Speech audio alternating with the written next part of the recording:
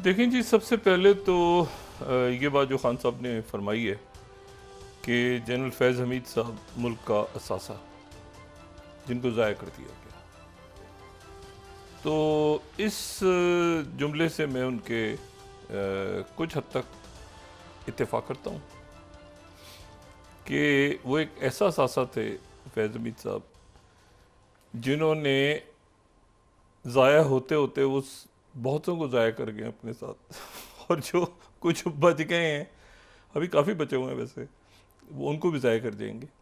ये है कि वो क्या कहते हैं, पार्टी शुरू हुई है। देखें, बात ये है कि ये तो बड़ी चीज़ पकड़ी गई है ना, जो उस दिन हमने ये बात भी की कि उनका फील्ड कोर्ट मार्शल शुरू हो गया है और उस पर उनकी जो क्या है, एक्स्ट्रा करिकुलर नहीं, सॉरी, पोस्ट रिटायरमेंट, वैसे उनकी एक्स्ट्रा करिकुलर भी काफ़ी थी मसरूफ। बहरहाल, ये जो पोस्ट रिटायरमेंट उनकी एक्टिविटीज़ थी वो तो सामने आ रही हैं, ठीक है। और उसमें यह है कि जेल में राब्ते थे, फ़ोन कर रहे थे, वो तहकीकात और सामने आएंगी तो बात होती है।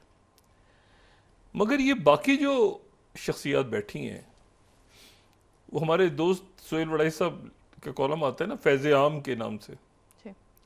तो इन्होंने कितना फैज़ उठाया है, ये सवाल है। और ख़ास तौर पे ये बाजवा साहब के बारे में तो बिल्कुल ही ना बोलें, बाजवा साहब के बारे में तो ये बात ही ना करें, सारे के सारे क्योंकि उसकी वजह ये है कि ये तो तीन, जितना समझ में आ रही है ना, इस सारी गुफ्तगू भी और फटे पड़ेंगे। अभी आप देखिएगा, अभी आने वाले दिनों में मजीद फटे पड़ेंगे। ख्वाजा आसिफ साहब जो बात कर रहे हैं ना, वो दुरुस्त कर रहे हैं। ख्वाजा आसिफ साहब की बात बिल्कुल दुरुस्त है, उनके सियासी नज़रियात से उससे इख्तलाफ नहीं, ख्वाजा साहब बड़ी बिल्कुल दुरुस्त बात कर रहे हैं। और मैं नहीं समझता कि ख्वाजा साहब जो हैं वो, मलिक अहमद खान साहब ने भी बड़े लिहाज से बात की, लेकिन ख्वाजा साहब की जो बात है ना, देखिए, बाजवा साहब को नवाज शरीफ साहब लाए थे, ठीक है, कि ये इलेक्शन जब हुए तो इलेक्शन में मुतवाज़ी हुकूमतें थीं। ये हुआ कि जी बाजवा साहब को, यानी एक एक ज़रा एक यूँ देखे ना, 2018 में इलेक्शन हो रहा है आखिरी हिस्से में, और अगले साल बाजवा साहब की रिटायरमेंट है, तो बाजवा साहब उस हुकूमत का सोचेंगे, अपना सोचेंगे। तो बाजवा साहब ने मुतबादिल रखे हुए थे सेटअप। जाहिर है इंसान का शौक होता है, इंसान चाहता है। इधर जो है वो नवाज शरीफ नहीं माने, उठा के उनको अंदर डाल दिए। जब वो माने तो चले गए बाहर। देखिए, एक्सटेंशन के मसले पे खान साहब जो है वो, जब ये हुई ना एक्सटेंशन वाली बात, तो खान साहब नाराज़ होकर मरी चले गए थे। अब क्या था, खान साहब मरी चले गए एक दिन के लिए। तो ये सारा जो काम था ये तो फैज़ आम था ना जो हमें भी बाद में पता चला कि डॉक्टर फैसल और यास्मीन राशिद साहिबा की रिपोर्ट्स और ये सारा और वो सारा, तो फैज़ आम तो हर तरफ था, ठीक है। और वो पन्नू आकल में भी रहे, वहीं से तो एलिवेशन हुई ना उनकी, फैज़ साहब की। फिर बाजवा साहब ने कॉल किया, हमारे प्रेसिडेंट साहब तो मुल्क में नहीं थे उस वक्त, बाहर चले गए थे ईंटों से, वो वापस आए, फिर उधर से वो इधर आए फैज़ साहब। लेकिन जरदारी साहब को एक बात की दाद जाती है, जो नवाज शरीफ साहब और खान साहब के अंदर जो बात नहीं है, वो जरदारी साहब में वो बात अभी तक है, ठीक है। उनके ताल्लुकात इस्टेब्लिशमेंट से अच्छे रहे, सिर्फ दरमियान में बिगड़ गए थे कुछ अर्से के लिए, जब ये सिंध कराची ऑपरेशन। लेकिन उसके बाद ही हुआ कि उन्होंने अपने ताल्लुकात ठीक रखे। उनके उनके खान साहब से 1000 गुना ज़्यादा बेहतर ताल्लुकात थे फैज़ साहब से भी, और जो है वो, और इनको मानना चाहिए। बंदर आइलैंड वगैरह ये सारा जो खान साहब और इनका जो गवर्नमेंट का जो सेटअप बना था, खान साहब और जैसे भी हुआ था इलेक्शन 2018 को, अब उसमें ये हुआ, मसला ये है कि ये पहले तो फटा पड़ा, मियाँ साहब ने कहा मैं एक्सटेंशन नहीं दूंगा। अच्छा, खान साहब उधर नाराज़ हो गए कि मैं एक्सटेंशन, या पता नहीं उनका नोटिफिकेशन उल्टा सीधा हो गया था, जो भी वाक़यात पेश आए थे उस ज़माने में। लेकिन ज़ाहिर है बाजवा साहब सबकी चाहते थे ना, सबकी, सबका अप्रूवल हो, तो उनको सबका अप्रूवल हुआ। फिर अल्टीमेटली उनके एक्सटेंशन में सब ने अपना अपना हिस्सा डाला, ठीक है। और वो बाजवा साहब उस पर सर हंसी खुशी रहने लगे।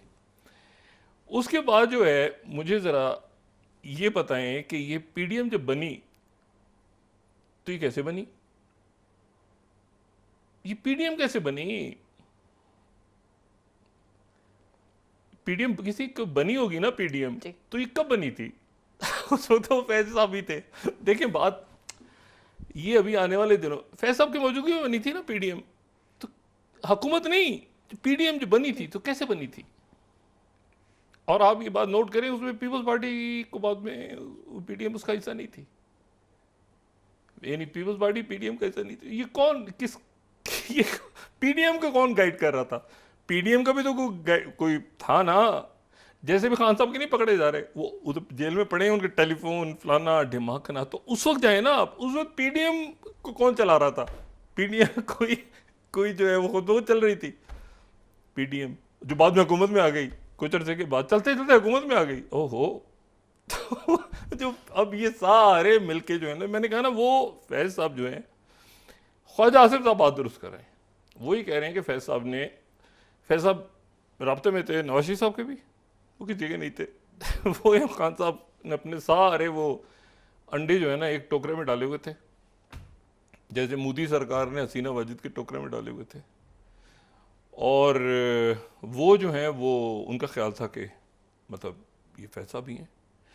उनको ये शायद इल्म नहीं था कि फैज साहब, अब तो ये बिल्कुल ही खान साहब को मैं क्या कहूँ, अगर उनको ये भी नहीं पता था कि अच्छा ये बात एक दफ़ा हुई भी खान साहब से ऐसे ही कहीं इशारों करायों में, बदकिस्मती से उनके सामने बात छेड़ दी कि ये अच्छा अब फैज साहब ही फैज साहब है, वहाँ तो बनी गाला में और प्राइम मिनिस्टर हाउस में ऐसे इशारों कराए हुए बात छेड़ी कि ऐसा तो नहीं, इसकी इनके पीछे कौन है? तो खान साहब का ख्याल था इनके पीछे कोई यहूदी लॉबी या कोई अमेरिका, या पता नहीं, अमेरिका तो अमेरिका था, उसे ट्रम्प था, कौन, तो कहते हैं नहीं इसके इनके पीछे कोई कोई मुल्क दुश्मन अनासिर है। अच्छा तो वो जो है अब पता चल रहा है कि 9 मई के भी उन्होंने बताए थे, या क्या था भी वो आने वाले दिनों में पता चलेगा। लेकिन मैं आपसे सिर्फ ये कह रहा हूं कि इस पूरे से ये आखिर में जाके ये पूरा किस्सा आप याद करें, वो राना सनाउल्लाह साहब क्या कहते हैं, उनके अब याद करें। वो कहते हैं हमें तो खान साहब की गिरफ्तारी की इजाज़त ही नहीं थी पहले पीडीएम के दौर में, तो किसने रोका हुआ था? बाजवा साहब ने रोका हुआ था ना, बाजवा साहब ने रोका हुआ था। बाजवा साहब फिर वो साल 6 महीने वो वाली किस्सा भी आ गया था बीच में। इसमें जो इशू जहां जाके आप समझ लें कि पूरा वो कहते हैं ना अल्लाह इज़ द बेस्ट प्लानर, वो सारा जो जितना मैं समझता हूँ मामला को, थोड़ा बहुत इतनी तो सियासत का तो मुझे पता ही नहीं है कुछ, ऐसे ही हम दुनिया घूमते रहते हैं।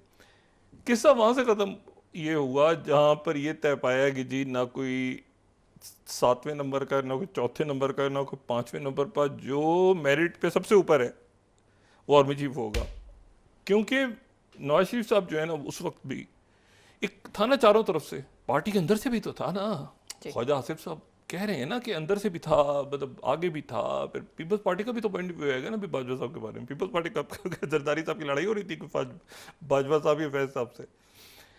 तो इशू ये है कि वो अच्छा खान साहब दुनिया छोड़ के एक तर्जुमानों के इजलास में बैठे होते थे ना, उनको पता है कि कोई सिक्योरिटी का इजलास हो रहा है, वो जो मुख्तलिफ ये जो अफगानिस्तान से इनखला इधर उधर आगे पीछे, ये करीब थे सारे, बाजवा साहब के बहुत करीब थे। बाजवा साहब टेलीफोन करते थे, अब टेलीफोन पे हम खबरें चली हुई आम, बाजवा साहब ने फ़ोन किया, बात की इनसे उनसे आगे पीछे।